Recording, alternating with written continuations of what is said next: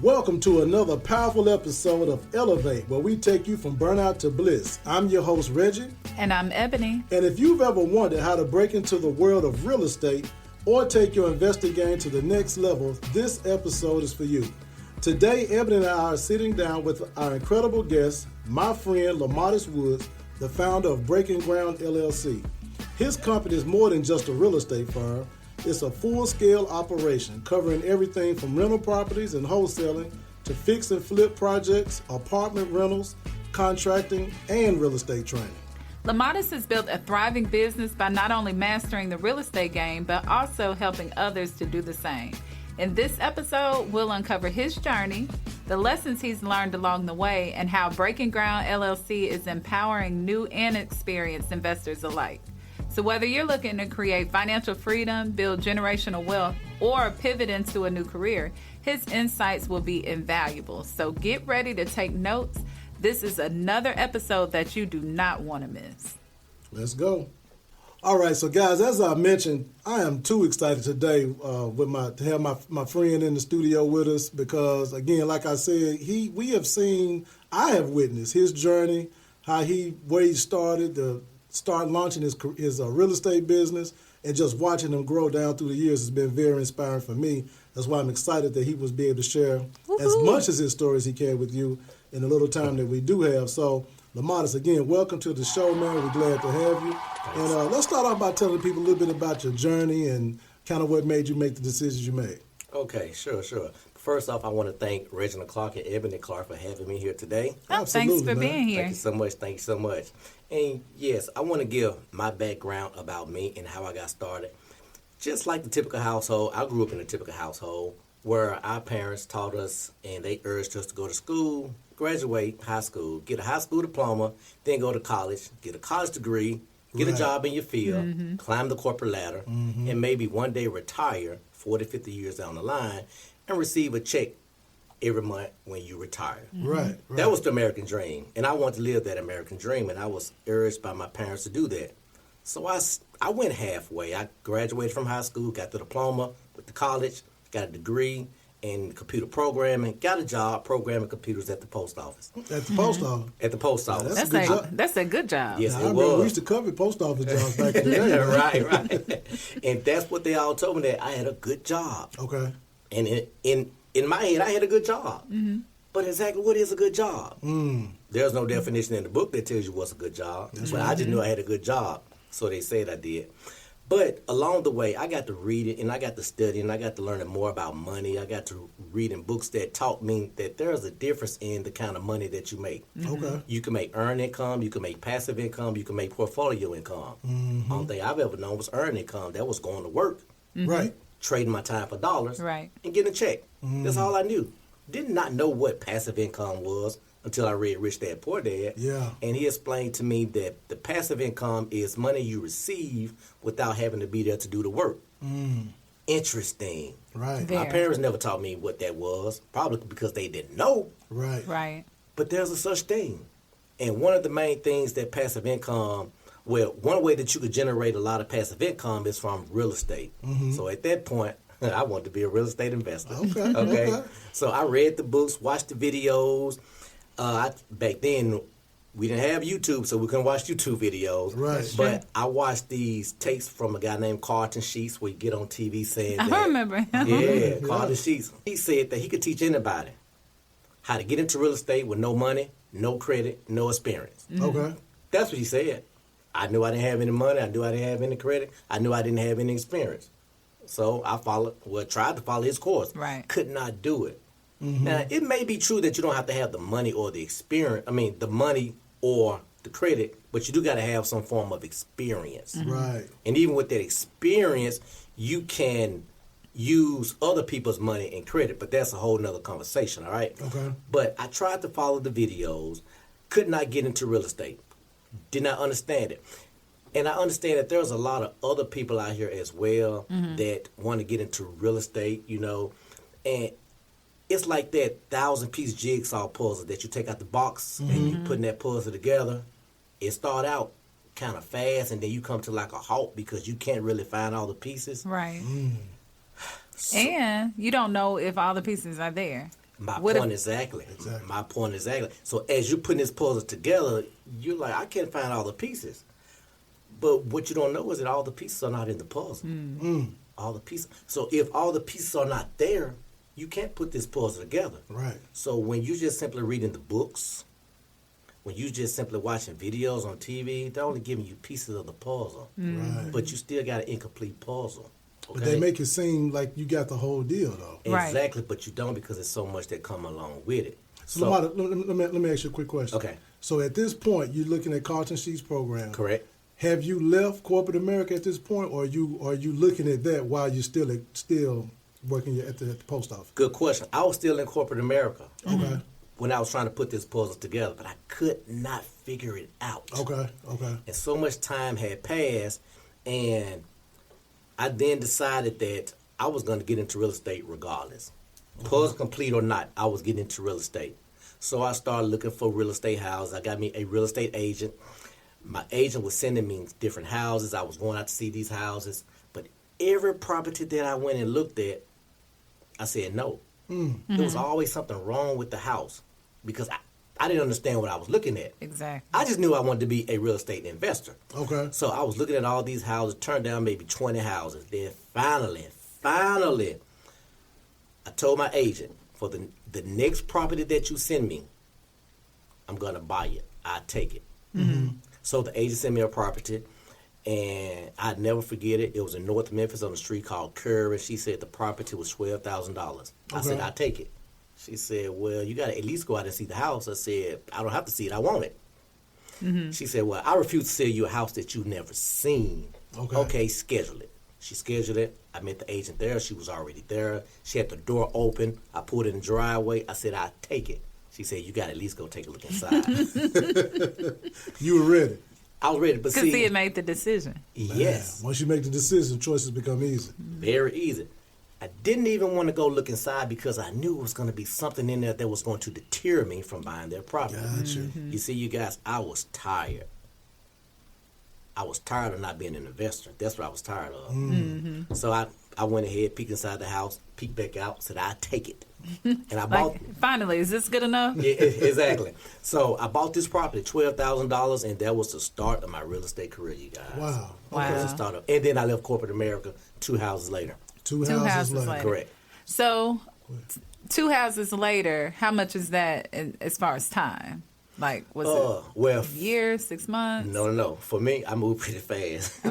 4 months. 4 months. Okay. I moved pretty fast on mine. So, y'all, one thing I picked up on right then is that he got tired of not being a real estate investor. So the goal was to be a real estate investor. That was the goal. And the time period that was elapsing where you weren't there, that was frustrating. Very frustrating. So some of y'all out there frustrated right now with the way things are. That frustration is pushing you to do what it is you said what you already said you're going to do. You're frustrated with the inaction. Yeah. Exactly. That's what frustration. And then when you look at and see some people get to that retirement age because there's not pensions anymore. Well, it may be a few pensions. They're hard to find. They're hard to find, but now people got to depend on 401k. That's right. And you the one that pick and choose what money that your 401k is invested in. Exactly. And sometimes when people get to that age of retirement, their 401k isn't what they thought or what they was told that it was going to be. That's exactly right. Okay, so now you have people that retire at the age 65 and they still got to go back to work being a Walmart greeter, not because they want to, but because they have to. Right. And I seen a lot of that. And I just didn't want to base my 40, 50 years on, to me, that was a gamble for me. Right. So Go ahead. So I wanted to incorporate passive income into my retirement. And that's what's the main reason why I chose real estate. Man, that's awesome. I want to jump back just a little bit because we kind of glossed over you leaving the post office. Yes. And because I know there's more to that story. So give us, was it challenging? Give us a little more about. Was it an easy decision? You actually leaving the post office. Good question. Well, keep in mind, my parents always wanted me to go to college. I think I was the second person in my immediate family that even attended college, let alone graduated, and then to get a good job at the post office as a computer programmer. Right. So just imagine the look on my mother's face when I told her I was quitting. She was looking at me like I had horns growing out the top of my head. I can imagine. Right. Yes, but I didn't let that stop me because I had my mind made up on what I wanted for my life. Right. So, yes, was it challenging? It was more challenging because of the outside or the external factors, like the other people telling me I shouldn't do it. But all those people were still stuck on the American dream of working this good job for the next 40 years and then retiring. But it wasn't your dream. It wasn't my dream. And everybody's dream is different. Everybody's dream is different. Everybody's dream is different. Everybody's dream is different. Yes. And you know what, guys? I don't, just to, underscore, I'm sure Lamottis is not saying if that's your walk, there's nothing wrong with that. At all. But if you feel a twitch or a burning desire or just something in you to say, I want to do something different, what he's saying is you got to go do it yourself. Exactly. And what I wanted the passive income to be my main income. Yeah. Some people that get into real estate use it to supplement their income. Some people don't necessarily want to quit or leave their job. They've been there for so long, they're comfortable, and they plan on retiring because they got so much time invested, and that's cool. I get it. But there's still nothing wrong with adding some supplemental income to your income, such as real estate investing. Because we was taught that you had to trade your time for dollars, and that's not true. That's just That's not true. not true. You know, I used to know the stat off the top of my head, but I'll just now say the majority. The majority of all bankruptcies could be averted if the person in trouble just had $500 more per month. Yes. Just $500. Wow. So you think about one real estate project, I know for a fact could do that. Yes, it can. A lot of this desire to get into real estate investing came from, like I said, when I read the first Rich Dad Poor Dad book. I know many people out here have read the book. Right. But I get where he talked about the rat race, getting out of the rat race. I didn't understand what the rat race was until I read the book. So that rat race, it was somewhat like the hamster wheel. The hamster, he could get on the wheel, he could run. It don't matter how fast he run, how long he run. It don't matter what style of running that he changed into. When he got off that hamster wheel, he was still in the same place. Right. Same spot. And that's what happens to a lot of us today.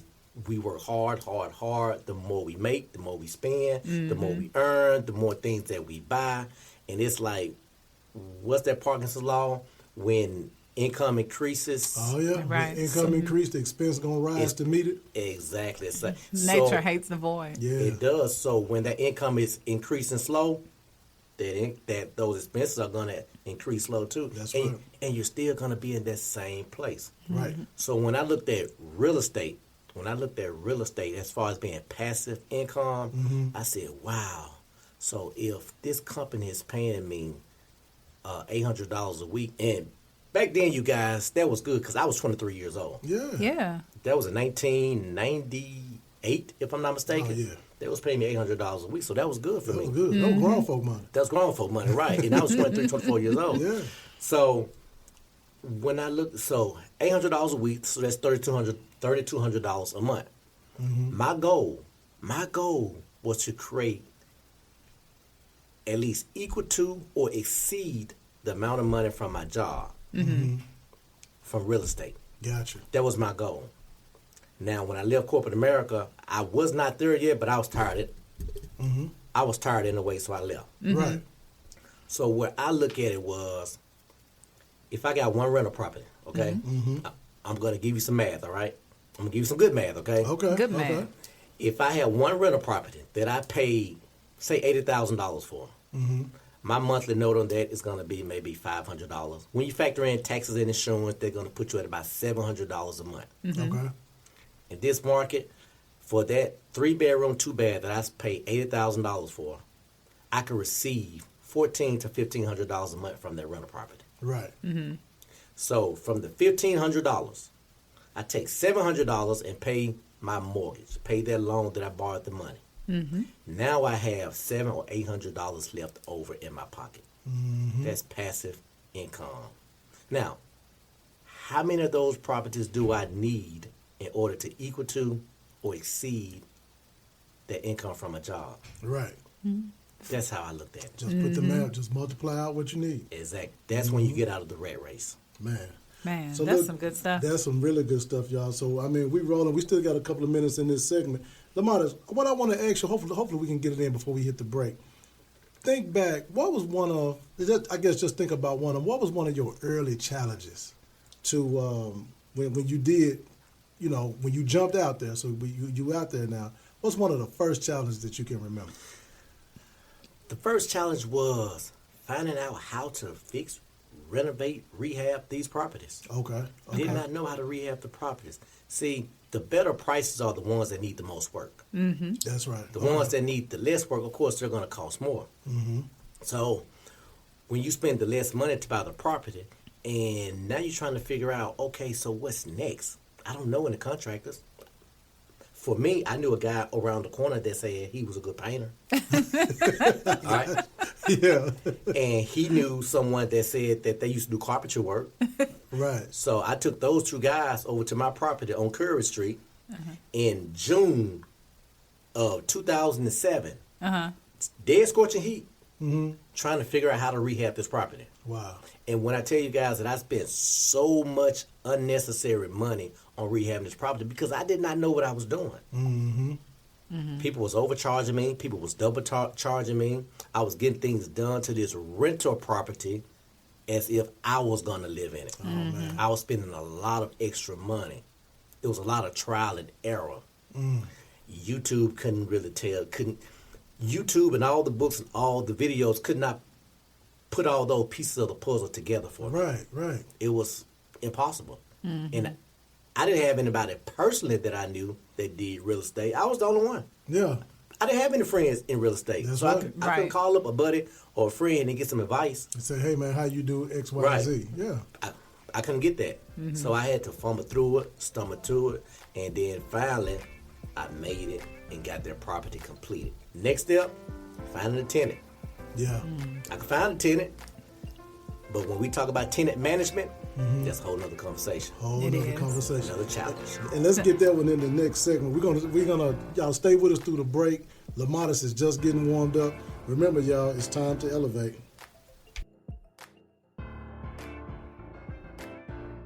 Hey, Elevate podcast listeners, if you're interested in learning more about real estate investing from Lamottis and other instructors, join our next advanced training cohort.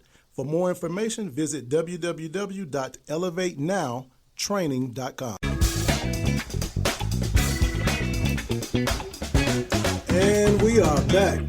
In the first segment, Lamottis shared with us his journey in leaving corporate America and doing real estate full time. And what I want to say is what I appreciate and admire about your journey is that you did not stop. You kept going. So even when you faced situations and you were like, I don't know what the next step should be, you kept going. And so many people have analysis paralysis and they just stop. Right. But when you stop, you like literally stop.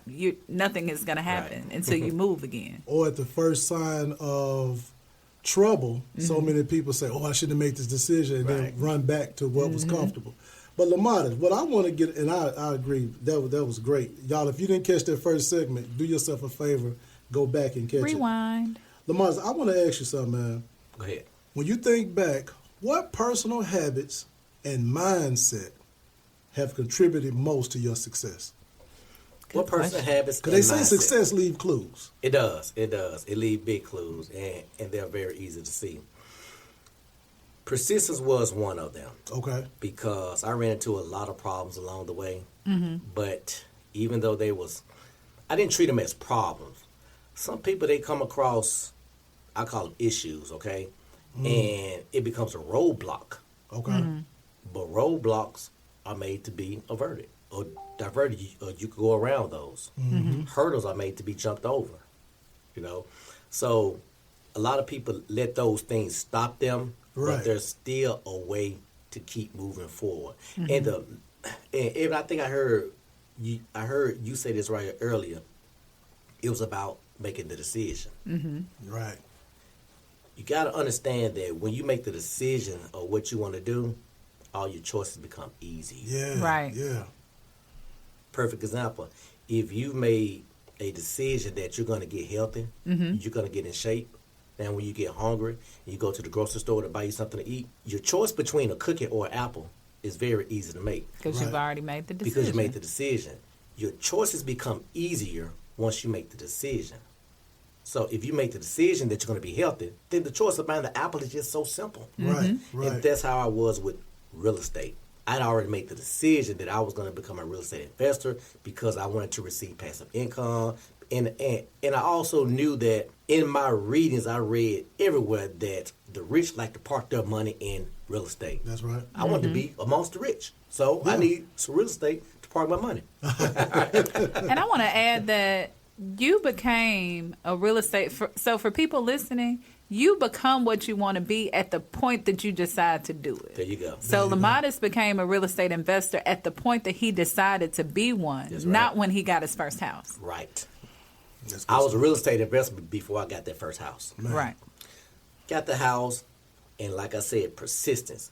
I ran into so many issues, so many problems, spent so much unnecessary money. Yes, just like anybody else that have issues, you have some sleepless nights behind that. Right. You know, you have some sleepless nights behind that because you still have to make money. Right. But you're over here with this house and you're spending a lot of unnecessary money. But persistence, that was the main thing. That was the main thing. And I knew that if anybody else can make it in the real estate world, I knew that I could too. And that was enough for me. I heard that. That was enough for me. So Lamottis, here we are. So we've already talked about it. You left corporate America. You got the first couple of houses under your belt. Right. Being persistent, overcoming challenges. Tell us, where did you work your rental business up to? And we're going to take it from there in just a second. But tell us, where did you work that rental business up to? Okay. So I got my first house. It was 2007. Okay. And for some people that's not in the real estate world, but you know what happened in 2008 Yes, when everything started to crash down. People was losing properties. Properties was getting foreclosed on. A lot of people had those ARM mortgages, those adjustable rate mortgages, and after a certain amount of years, That's right. the rates went up, and the person couldn't afford it, so they lost their house. The banks, some big banks went under. Well, some banks went under. Right. Okay. That's right. Some of the big banks got bailed out.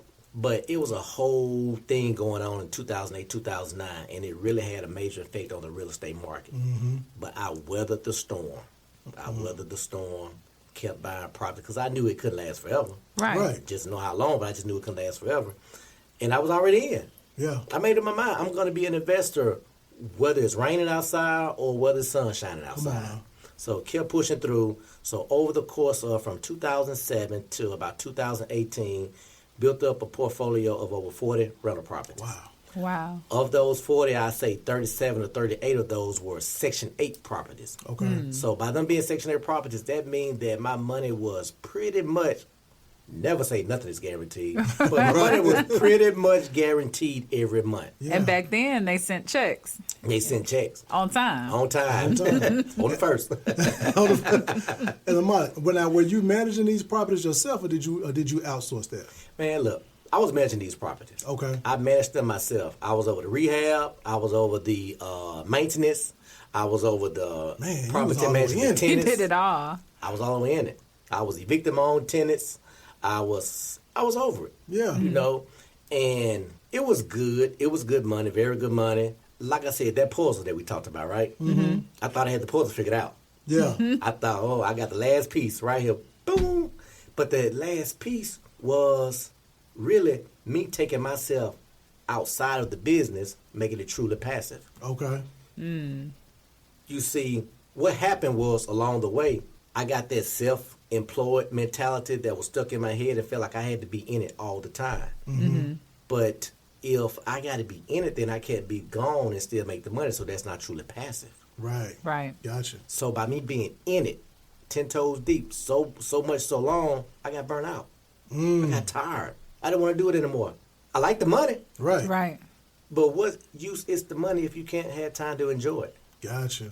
And that's an interesting point you bring up. So people assume that when you start your own business, or even real estate, like you said, is passive. But it's only passive if you're not doing it. Exactly. So not only were you doing it, you were doing it all. I was doing it all. So that was just a different way to make money, not necessarily a passive way to make money. It was like a good job. Like a good job.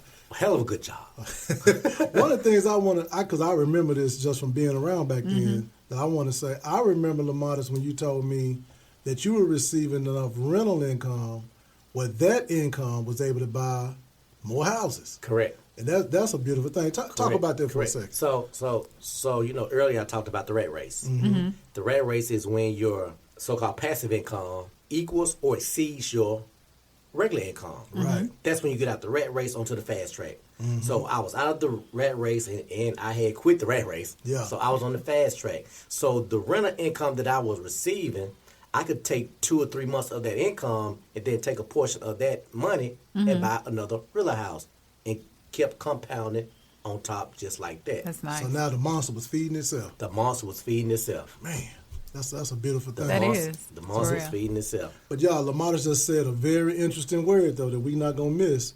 Lamottis, if you heard him, he said he got burnt out. I was burnt out. On his own business. A lot of people don't think that can happen, that you can be burnt out on your own business. Yes. Talk about it, man. Because, everybody is in business to make money. Everybody go to their job to make money. Mm-hmm. Right. And we feel like more money is going to solve all our problems. Sometimes they create bigger problems. Mm-hmm. Mm-hmm. That's what Biggie said. Yeah, more money, more problems. That's exactly what Biggie said. So it comes to a point that it's not just about the money. Okay. Because in my eyes, I want to be on the beach. Right. Drinking me a Mai Tai. Yeah. 2-3 months at a time. And still receiving those checks. Okay. But when I put my real estate business together, when I put my system together, or lack of, because I didn't put a system together, I was the system. Come on now. Got it. So if I didn't show up to make sure the tenants paid the rent, to make sure that maintenance issues got taken care of, or evict the tenant, it didn't get done because I was the one doing it. So that meant I had to be there to do it. Yeah. And all of this, you guys came from putting that puzzle together and didn't know those missing pieces. Right. I didn't know that final piece was put a system together where you can remove yourself and still receive your income. Yeah. Man, that's it, man. Part of the reason we didn't learn that till later on during the book club, we talked about the book club last week. And just to kind of let the cat out the bag a little bit, Lamottis is one of our book club members, founders of the book club. And again, like I told you all, we're going to have the entire book club here on the episode.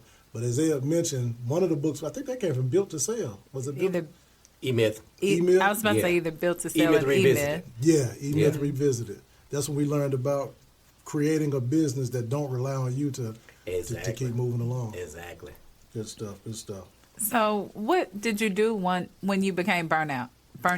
Yeah. When I became burnt out, what I did was I started looking for some buyers to buy my properties. Mm-hmm. And I found. And this is around about what year, to give us some context? 2018, 2019. Okay, right before the pandemic. Right before the pandemic, exactly. Okay. So I found some out-of-town investors who came along, and they bought my properties for a pretty good amount. I was happy. Okay.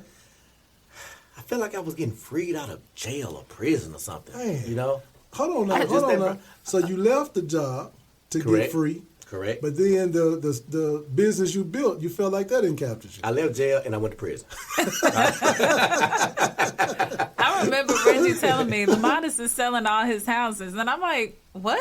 Yeah. What do you mean selling all his houses? He left jail and went to prison. And I was like, well, what are you going to do? Yeah, I left.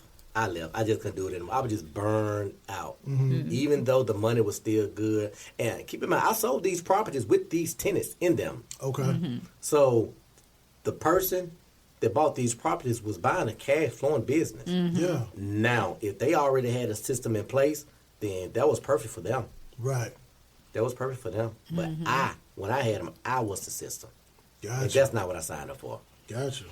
Interesting. So a word of advice to other people who may want to invest in real estate, keep in mind, you don't necessarily have to do it like I did and get into real estate and then get burned out. Mm-hmm. Okay. Because there are better and proper ways to do it. Okay? Mm-hmm. You can get your property management company. Mm-hmm.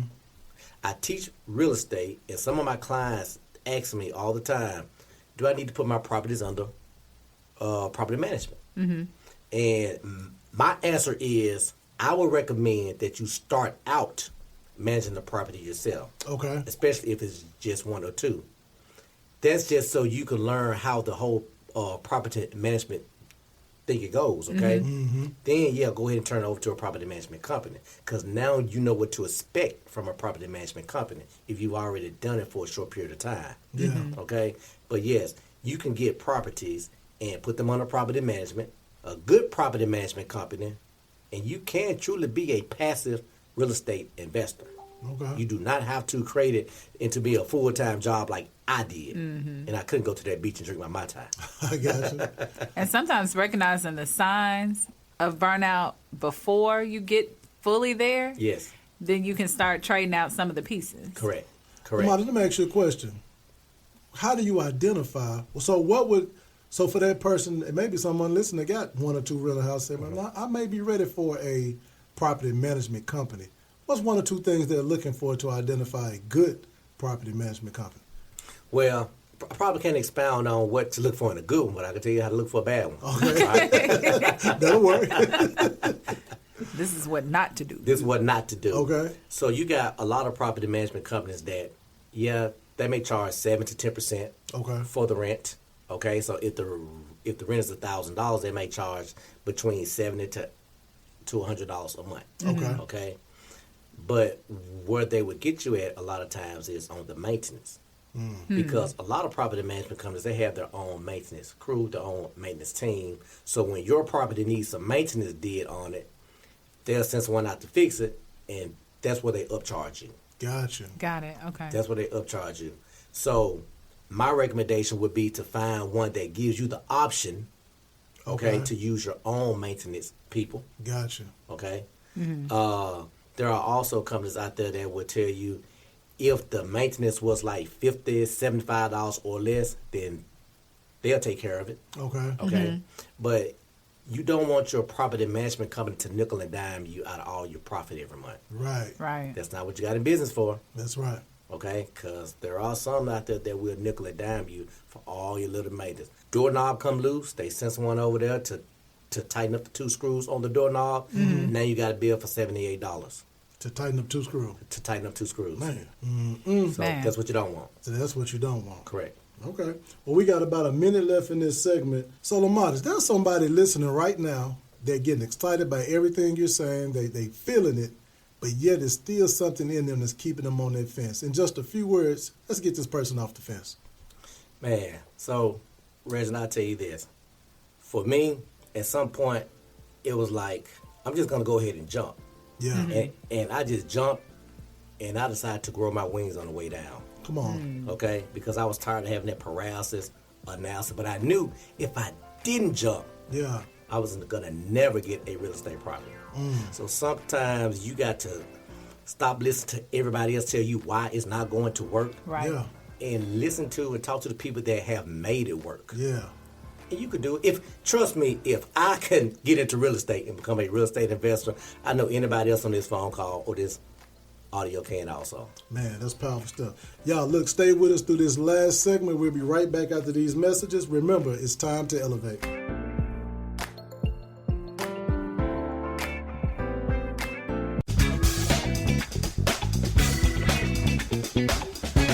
And we are back for this final segment. So we have been doing real estate with Lamottis for a long time, and we have countless stories. Some funny, some very funny, Yep. some good, some bad. So if you all want a part 2 where we're just talking about all of the things that we've experienced in real estate together, just reach out and we'll do it. definitely get Yes, it done. Yes, yes. sir.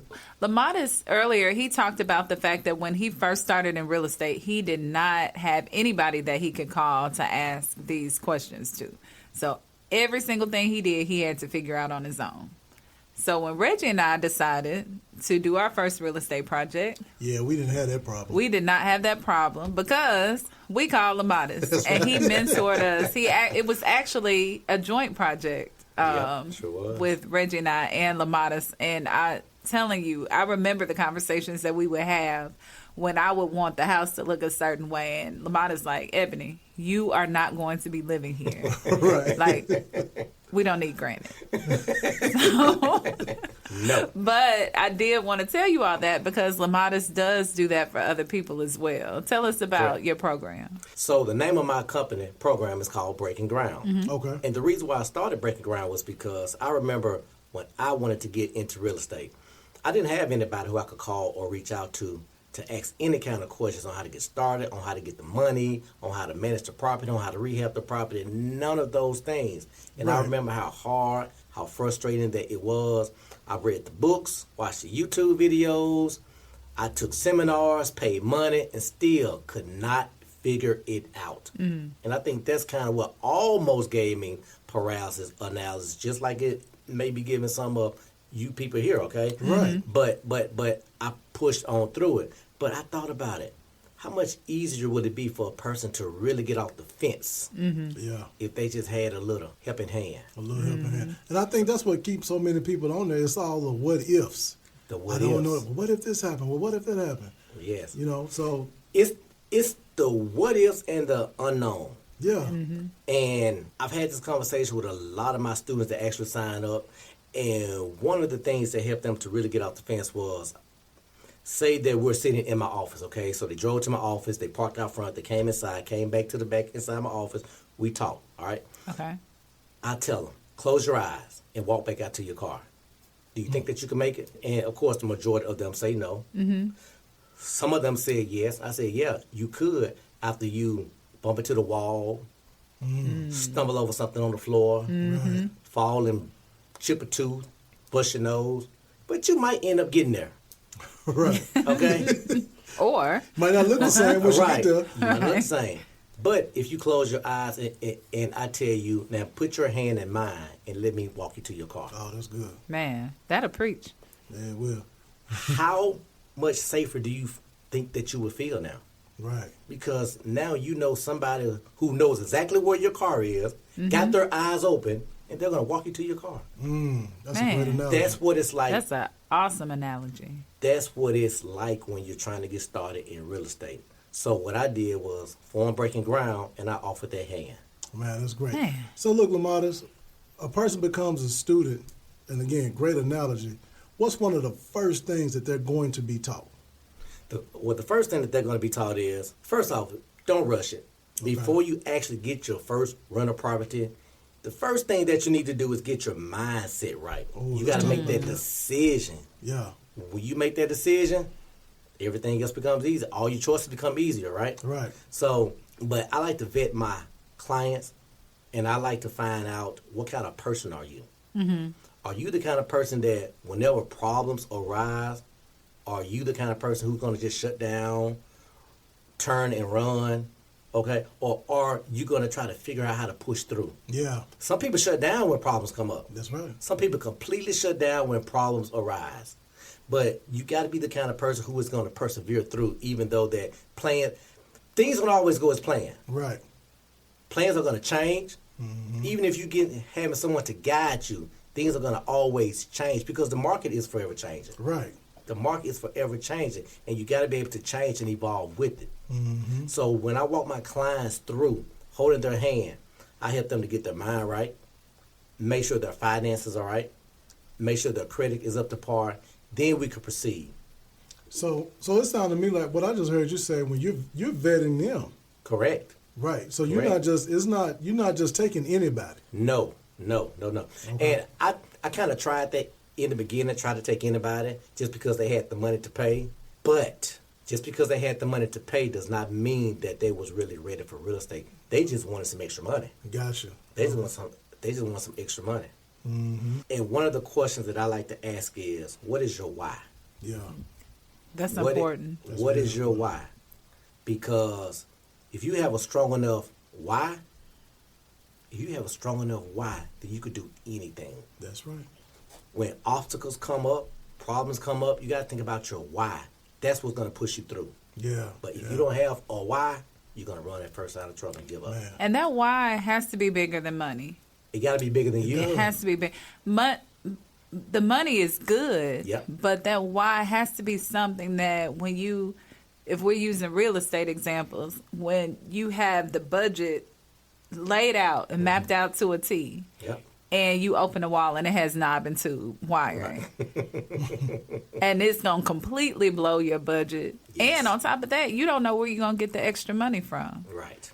Just money as a motivator, you'll turn around and save the rest of the money that you have. You sure But will. when your why is bigger than that, then you'll push past that and keep going. Exactly. The thing about it is, when you talk about the why being bigger than money, what people got to keep in mind is money is always the byproduct Correct. of a service that's already been rendered. Right. Right. You know, whether that service is the providing the house for them to rent, or it's the selling them the house that you bought and flipped. Correct. But money is the byproduct of service. People lose track of that sometimes. They do. That's and you all are exactly right. So when they got a strong enough why, we can move forward. When we move forward, now we start finding a property. Okay. Now we start looking at what sources of money that we're going to use to actually purchase this property. See, a lot of people think that in order to buy a property, you got to go to the bank to buy that property. Okay? And a lot of times you do, okay? But there are other ways to buy property. Some people have the resources to buy property that they don't even know about. That's where Breaking Ground comes into place. Help you to dig in and tap into those resources that you already have. Wow. Okay. And then when it comes to going to the bank to apply for some money to buy a property, you got to know what you're going in to ask for. If you don't know, then how is the bank going to know? Right. And they're not going to teach you. They're not going to teach you. They expect you to show up knowing the right type of loan Exactly. you're looking for. And we all have Exactly. personal experience Exactly. Yes. with that. Yes. So all those things, that's why I say it's like that 1,000-piece jigsaw puzzle. You might have some of the pieces clicked in together, okay, and anybody can get that from YouTube. Right. But when it's time to actually start filling that puzzle in, that's when you really need somebody. That's right. Not saying that you can't do it on your own, okay? You can still make it to your car in the dark. Right. But in what condition are you going to be in? Man, that's Versus an if analogy. somebody is holding your hand, taking you there.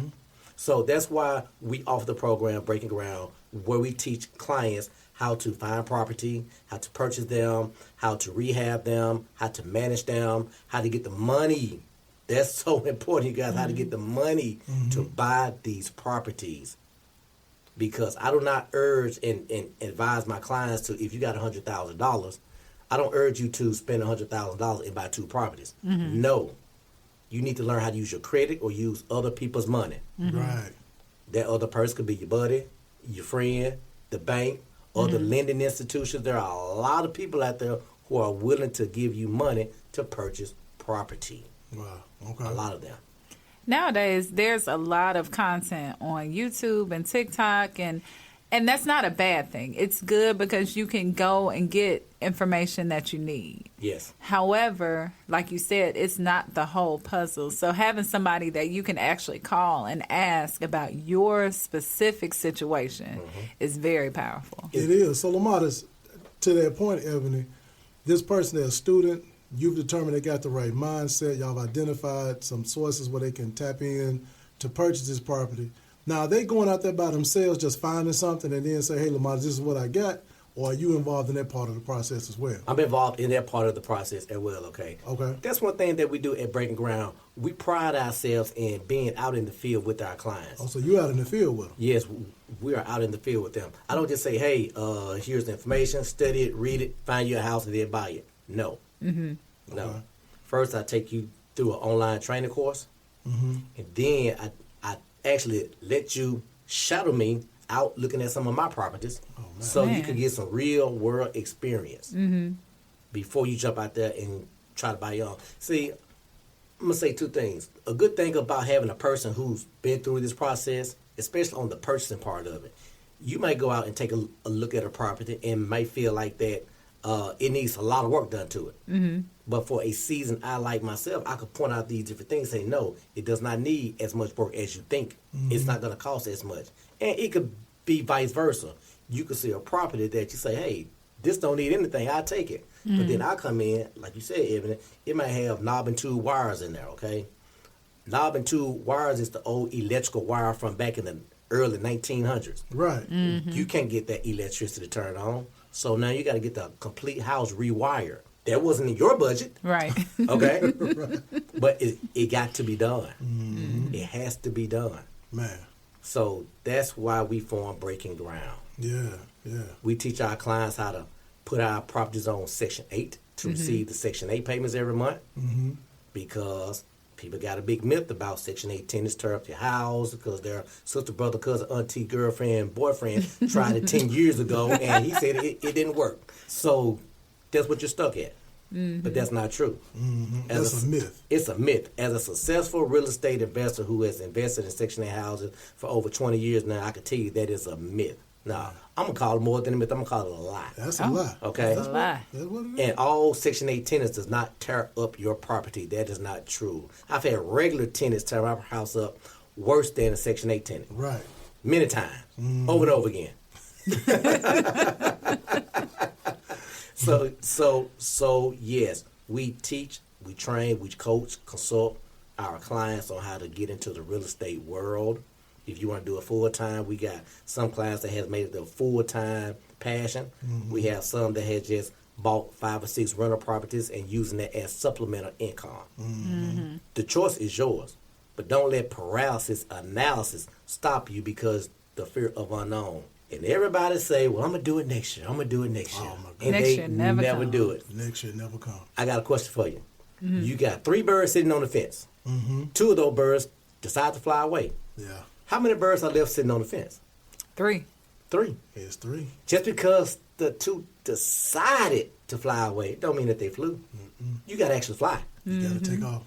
Right. At some point, you got to take off. Yeah, I want to hit something you said before, though, man. I want to make sure people did not miss this. Did you hear when Lamottis said that you get to shadow him on properties? The reason why that's important to me is so many of these gurus out here who telling you how to do this, how to do that, and the third. But they really just making their money from selling whatever it is, the course they sell. They ain't got house the first. They ain't got house to first. They ain't bought a stock. They don't know the option is, but they selling these programs. Well, they doing all this. Right. And they come on and say, I made this amount of money last year. Yeah, from selling your program. Because if you made that much money, you wouldn't need to sell the program. Right. Yeah, but what Lamottis just said is, you're still in the field. Still in the field. And people get to shadow you without them doing, they get to shadow you. They're your student. Yes. They could shadow you on one of your whole projects, start to finish. Correct. Man, that right there is powerful. They get full access to me. Full access. And my team. Don't let it, keep in mind, it's not just me. I have a team. Okay. It's not just me. All right? Gotcha. I'm not going to fall back into that trap again. You know how we talked about earlier and getting burnt out? Right. So it's not just me, but you have access to me and my team as well. Man, it's powerful. Lamottis. Yes. Tell the people, how do they find you and or the team?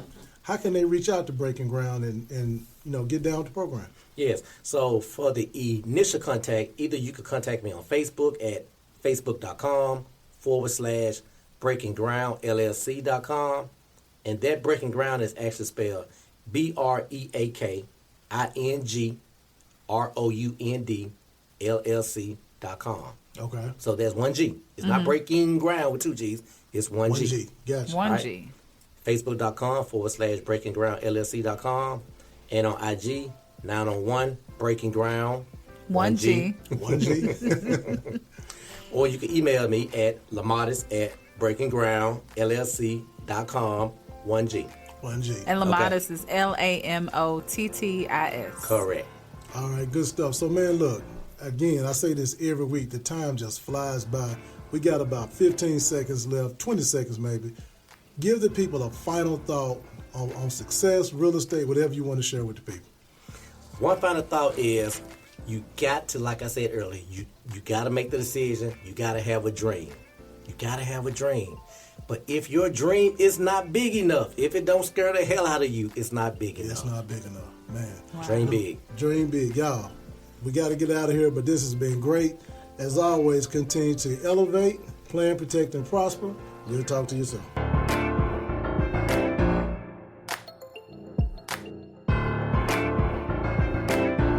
Hey, Elevate podcast listeners, if you're interested in learning more about real estate investing from Lamottis and other instructors, join our next advanced training cohort. For more information, visit www.elevatenowtraining.com.